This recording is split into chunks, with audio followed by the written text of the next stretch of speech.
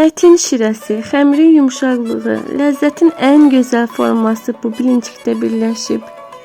Bilincik xəmiri üçün yumurta, şəkər tozu, duz, duru yağ əlavə edirəm, qarışdırıram və südü az-az əlavə edərək və üzərinə unu da az-az əlavə edərək xəmir hazırlayıram və sudan istifadə edirəm. Ən sonda su əlavə edirəm. Qeyd edim ki, ingredientləri ən sonda videonun altında qeyd edəcəm.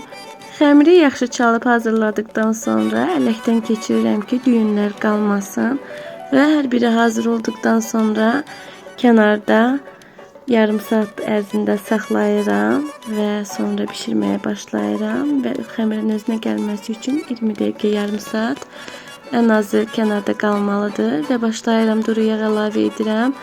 Xəmirimi tökürəm və qeyd edim ki, hər dəfə duru yağ eləməyə ehtiyac yoxdur.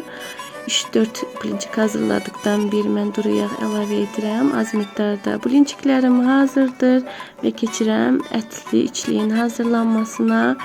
Qıymə, üzərinə soğan əlavə edirəm, ağzı bağlı bişirirəm, sonra üzərinə yağ əlavə edirəm.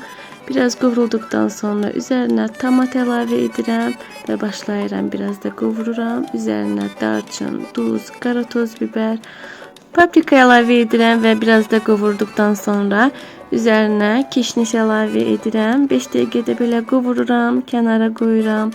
Mənim ətli içliyim hazırdır. Biraz soyuduqdan sonra başlayıram bilincikləri bükməyə. Qeyd edim ki, mən polufabrikat kimi buzdolabına qoyacağım. İstədiyim zaman, dara düşdüyüm zaman götürəcəm və istifadə edəcəm. Siz də bu üsulla hazırlayın, həm vaxtınıza qənaət edin, həm də bu üsulla çox ləzzətli bilinciklər hazırlanır.